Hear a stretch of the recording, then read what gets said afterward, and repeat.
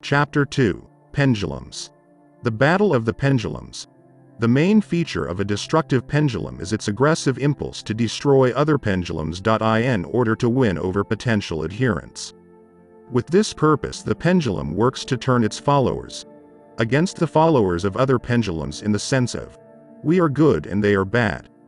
People who get involved in this type of argument end up losing their way and striving towards spurious goals, which they mistakenly consider their own.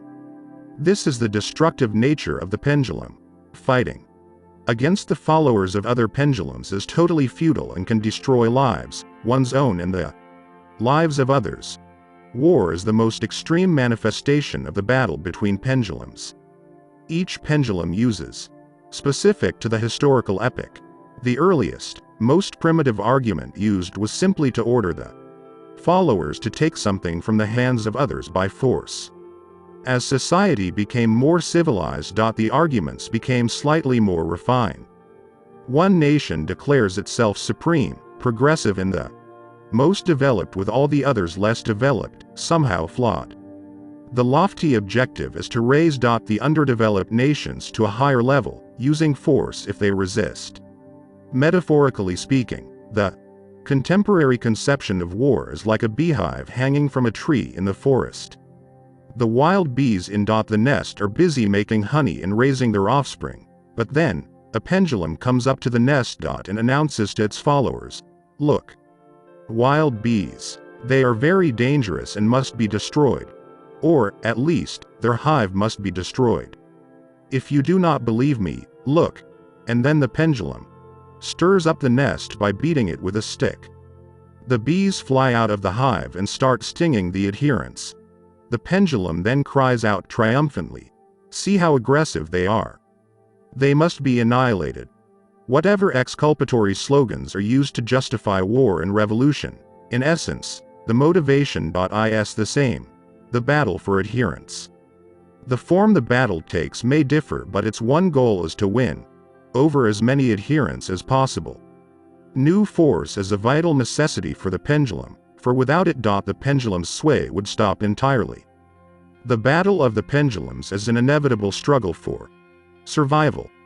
Once the wars and revolutions are over, other less aggressive but nonetheless tough forms of battle continue, such as the battle for market control, competition between political parties, all kinds of marketing, advertising campaigns, ideological propaganda, and so on.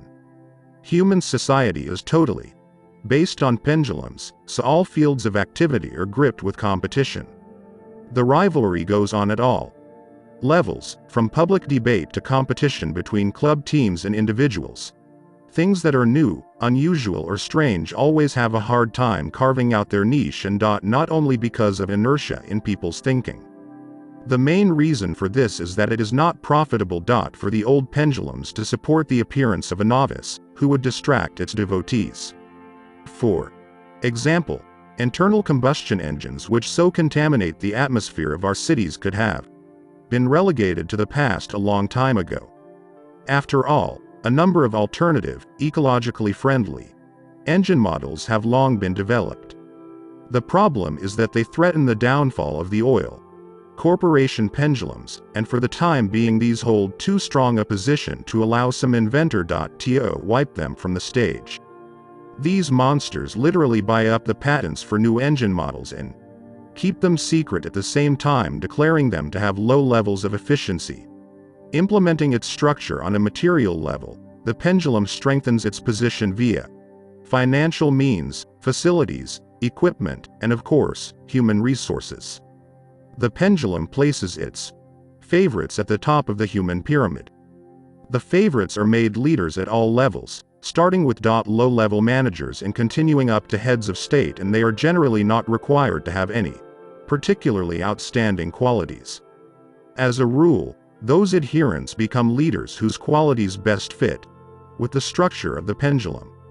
To the favorite it might appear that he has achieved impressive results in his life solely on individual merit. To some extent this may be true, but most of the work in promoting favorites is performed by the self-organizing structure of the pendulum. If a favorite's parameters fail to meet the requirements of the system, they will be ruthlessly eliminated. The pendulum battle is destructive to its followers because they think they are acting on personal conviction when in fact they are following the will of another entity. In the majority of cases, the personal conviction of the devotees is taken over by the pendulum. As soon as a person attunes to the pendulum's frequency, an interaction begins to take place between them on an energetic level. The frequency of the devotee's thought energy is stabilized and supported by the energy of the pendulum. A kind of lock-on takes place, and the adherent is trapped in a feedback loop. The adherent radiates energy to the resonance frequency of the pendulum, which in turn feeds a little energy to the devotee, thereby maintaining its influence over them. On the material level, this is an everyday standard scenario. For example, the pendulum of a political party conducts an election campaign, attracts a new devotee and gives them a little energy in the form of positive feelings like righteousness, satisfaction, dignity and importance. The adherent thinks they are in control of the situation and still able to choose their affiliation, whereas, in truth, the devotee was chosen, and control established over them, not the other way around. The adherent only appears to be acting according to their own will when in fact it is the pendulum that is artificially and unnoticeably manipulating the will of the adherent. The adherent enters the pendulum's information field, socializes with like-minded others on important topics and establishes an energetic connection with them, and in this way becomes consistently attuned to a certain vibration. Later, the adherent may begin to feel that the pendulum has not lived up to their expectations and they begin to have doubts about their former idol. When this happens, the frequency of the adherent's thought energy falls out of the pendulum's loop. The tightness of the pendulum's grip varies depending on its power. In some cases, the devotee is simply allowed to leave. In other cases, the heretic may pay with his freedom or even his life. A pendulum gets a firm grip on the frequency of an adherent's thought energy by dominating it.